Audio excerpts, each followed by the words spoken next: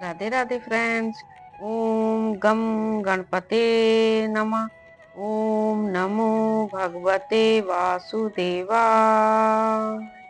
श्री राधे राधे। आप सभी भक्तजनों का इस नई वीडियो में स्वागत है। श्री गीता ज्ञान, इस अद्भुत ग्रंथ के 18 छोटे अध्यायों में इतना सारा सत्य, इतना सारा ज्ञान और इतने सारे उच्च, गंभीर और सात्विक विचार भरे हुए हैं कि वे मनुष्य को निम्न से निम्न दशा में से उठाकर देवता के स्थान पर बिठाने की शक्ति रखते हैं। वे पुरुष तथा स्त्रियां बहुत ही भाग्यशाली हैं जिनको इस संसार के अंधकारों से भरे हुए संकरे मार्गों में प्रकाश देने वाला यह छोटा सा लेकिन अकूट तेल से भरा हुआ धर्म प्रदीप प्राप्त हुआ है। श्रीमद् भगवत गीता ऐसे दिव्य ज्ञान से भरपूर है। उसके अमृत पान से मनुष्य के जीवन में साहस, हिम्मत, समता, सहजता, स्नेह, शांति और धर्म आदि दैवी गुण विकसित हो उठते हैं। अधर्म और शोषण का मुकाबला करने का सामर्थ्य आ जाता है। अतः प्रत्येक युवक युवती को गीता के श्लोक कंठस्थ करने चाहिए और उनके अर्थ में गोता लगाकर अपने जीवन को तेजस्वी ओजस्वी बनाना चाहिए।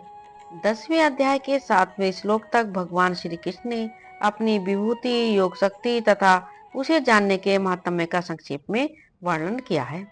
फिर 11वें श्लोक तक भक्ति योग तथा उसका फल बताया। इस विषय पर श्लोक 12 से 18 तक अर्जुन ने भगवान की स्तुति करके दिव्य विभूतियों का तथा योग शक्ति का विस्तृत वर्णन करने के लिए प्रार्थना की है। इसलिए भगवान श्री कृष्ण ने 40वें श्लोक तक अपनी विभूतियों का वर्णन समाप्त करके आखिर में योग शक्ति का प्रभाव बताया और समस्त ब्रह्मांड को अपने एक अंश से धारण किया हुआ बताकर अध्याय समाप्त किया। यह सुनकर अर्जुन के मन में उस महान स्वरूप को प्रत्यक्ष देखने की इच्छा हुई। इस 11वें अध्याय के आरंभ में पहले 4 श्लोक में भगवान की तथा उनके उपदेश की बहुत प्रशंसा करते हुए अर्जुन अपने को विश्व रूप का दर्शन कराने के लिए भगवान श्री कृष्ण से प्रार्थना करते हैं।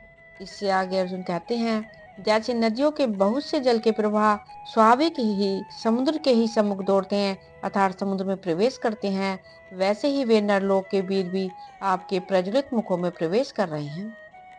जैसे पतंग मोहवश नष्ट होने के लिए प्रज्वलित अग्नि में अति वेग से दौड़ते हुए प्रवेश करते हैं, वैसे ही ये सब लोग भी अपने नाश के लिए आपके मुखों में अतिशय वेग से दौड़ते हुए प्रवेश कर रहे हैं। आप उन संपूर्ण लोगों को प्रज्वलित मुखों द्वारा ग्रास करते हुए सब ओर से बार बार चाट रहे हैं। हे विष्णु, आपका उग्र प्रकाश संपूर्ण जगत को तेज के द्वारा परिपूर्ण करके तपा रहा है। मुझे बतलाइए कि आप उग्र रूप वाले कौन हैं? हे देवों में श्रेष्ठ, आपको नमस्कार हो। आप प्रसन्न होइए। हे आदि पुरुष, आपको मैं विशेष रूप से जानना चाहता हूँ क्योंकि मैं आपकी प्रवृत्ति को नहीं जानता। श्री भगवान बोले, मैं लोगों का नाश करने वाला बड़ा हुआ महाकाल हूँ। इस समय इन लोगों को नष्ट करने के लिए प्रवृत्त हुआ हूँ। इसलिए जो प्रतिपक्षियों की सेना में स्थित योद्धा लोग हैं, वे सब तेरे बिना भी नहीं रहेंगे। अर्थात तेरे युद्ध न करने पर भी इन सब का नाश हो जाएगा। अतएव तू उठ, यश प्राप्त कर और शत्रुओं को जीतकर धन धान्य से संपन्न राज्यों को भोग। ये सब सूरवीर पहले ही से मेरे ही द्वारा मारे हुए हैं। हे सव्यसाचिन, तू तो केवल निमित्त मात्र बन जा। द्रोणाचार्य और भीष्म पितामह तथा जयद्रथ और कर्ण तथा और भी बहुत से मेरे द्वारा मारे हुए सूरवीर योद्धाओं को तू मार। भय मत कर, निसंदेह तू युद्ध में वैरियों को जीतेगा, इसलिए युद्ध कर। संजय बोले, केशव भगवान के इस वचन को सुनकर मुकुटधारी अर्जुन हाथ जोड़कर कांपता हुआ नमस्कार करके फिर भी अत्यंत भयभीत होकर प्रणाम करके भगवान श्री कृष्ण के प्रति गदगद वाणी से बोले। अर्जुन बोले, हे अंतर्यामिन, यह योग्य ही है कि आपके नाम, गुण और प्रभाव के कीर्तन से जगत अति हर्षित हो रहा है और अनुराग को भी प्राप्त हो रहा है तथा भयभीत राक्षस लोग दिशाओं में भाग रहे हैं और सब सिद्धगणों के समुदाय नमस्कार कर रहे हैं। हे महात्मन, ब्रह्मा के भी आदिकर्ता और सबसे बड़े आपके लिए वे कैसे नमस्कार न करें, क्योंकि हे अनंत, हे देवेश, हे जगन्निवास, जो सत्य असत और उनसे परे अक्षर अर्थात सच्चिदानंद घन ब्रह्म है, वह आप ही हैं।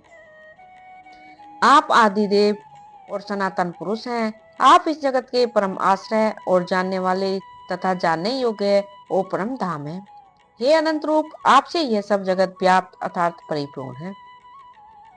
आप वायु, यमराज, अग्नि, वरुण, चंद्रमा, प्रजा के स्वामी ब्रह्मा और ब्रह्मा के भी पिता हैं। आपके लिए हजारों बार नमस्कार।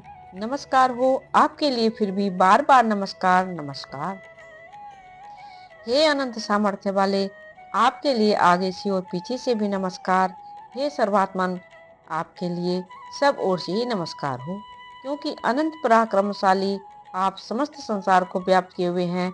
इससे आप ही सर्वरूप हैं। आपके इस प्रभाव को न जानते हुए आप मेरे सखा हैं, ऐसा मानकर प्रेम से अथवा प्रमाद से भी मैंने हे कृष्ण, हे यादव, हे सखे, इस प्रकार जो कुछ बिना सोचे समझे हठात कहा है। और हे अच्युत, आप जो मेरे द्वारा विनोद के लिए विहार, शैया, आसन और भोजन आदि में अकेले अथवा उन सखाओं के सामने भी अपमानित किए गए हैं, वह सब अपराध अप्रमेश्वर रूप अर्थात अचिंत्य प्रभाव वाले आपसे मैं क्षमा करवाता हूँ। आप इस चराचर जगत के पिता और सबसे बड़े गुरु तथा अति पूजनीय हैं। हे अनुपम प्रभाव वाले, तीनों लोकों में आपके समान भी दूसरा कोई नहीं है, फिर अधिक तो कैसे हो सकता है। अतएव हे प्रभु, मैं शरीर को भलीभांति चरणों में निवेदित कर प्रणाम करके स्तुति करने योग्य आप ईश्वर को प्रसन्न होने के लिए प्रार्थना करता हूँ। हे देव, पिता जैसे पुत्र के, सखा जैसे सखा के और पति जैसे प्रियतमा पत्नी के अपराध सहन करते हैं, वैसे ही आप भी मेरे अपराध को सहन करने योग्य हैं। मैं पहले न देखे हुए आपके इस आश्चर्यमय रूप को देखकर हर्षित हो रहा हूँ और मेरा मन भय से अति व्याकुल भी हो रहा है। इसलिए आप उस अपने चतुर्भुज विष्णु रूप को ही मुझे दिखलाइए। हे देवेश, हे जगन्निवास, प्रसन्न होइए। मैं वैसे ही आपको मुकुट धारण किए हुए तथा गदा और चक्र हाथ में लिए हुए देखना चाहता हूँ। इसलिए हे विश्वरूप, हे सहस्रभाव, आप सभी चतुर्भुज रूप से प्रकट होइए। श्री भगवान बोले, हे अर्जुन, अनुग्रह पूर्वक मैंने अपनी योग शक्ति के प्रभाव से यह मेरा परम तेजोमय सबका आदि और सीमा रहित विराट रूप तुझको दिखलाया है, जिसे तेरे अतिरिक्त दूसरे किसी ने पहले नहीं देखा था। हे अर्जुन, मनुष्य लोक में इस प्रकार विश्व रूप वाला मैं न वेद और यज्ञों के अध्ययन से, न दान से, न क्रियाओं से और न उग्र तपों से ही तेरे अतिरिक्त दूसरे के द्वारा देखा जा सकता हूँ। मेरे इस प्रकार के इस विकराल रूप को देखकर तुझको व्याकुलता नहीं होनी चाहिए और मूढ़ भाव भी नहीं होना चाहिए। तू भय रहित और प्रीति युक्त मन वाला होकर उसी मेरे इस संग चक्र गदा पद्म युक्त चतुर्भुज रूप को फिर से देख। संजय बोले, वासुदेव, भगवान ने अर्जुन के प्रति इस प्रकार कहकर फिर वैसे ही अपने चतुर्भुज रूप को दिखलाया और फिर महात्मा श्री कृष्ण ने सौम्य मूर्ति होकर इस भयभीत अर्जुन को धीरज बंधाया। अर्जुन बोले, हे जनार्दन, आपके इस अति शांत मनुष्य रूप को देखकर अब मैं स्थिर चित्त हो गया हूँ और अपनी स्वाभाविक स्थिति को प्राप्त हो गया हूँ। श्री भगवान बोले, मेरा जो चतुर्भुज रूप तुमने देखा है, यह सुदृढ़ है अर्थात इसके दर्शन बड़े ही दुर्लभ हैं। देवता भी सदा इस रूप के दर्शन की आकांक्षा करते रहते हैं। जिस प्रकार तुमने मुझको देखा है, इस प्रकार चतुर्भुज रूप वाला मैं न वेदों से, न तप से, न दान से और न यज्ञ से ही देखा जा सकता हूँ। परंतु हे परम तप अर्जुन, अनन्य भक्ति के द्वारा इस प्रकार चतुर्भुज रूप वाला मैं प्रत्यक्ष देखने के लिए, तप से जानने के लिए तथा प्रवेश करने के लिए अर्थात एक ही भाव से प्राप्त होने के लिए भी शक्य हूँ। हे अर्जुन, जो पुरुष केवल मेरे ही लिए संपूर्ण कर्तव्य कर्मों को करने वाला है, मेरे परायण है, मेरा भक्त है, आसक्ति रहित है और संपूर्ण भूत प्राणियों में वैर भाव से रहित है, वह अनन्य भक्ति युक्त पुरुष मुझको ही प्राप्त होता है। ओम तत्सदिति। श्रीमद् भगवत गीता सूपनिषु ब्रह्म विद्यायाम योग शास्त्रे श्री कृष्ण अर्जुन संवादे विश्व रूप दर्शन योगे नाम 11 अध्याय।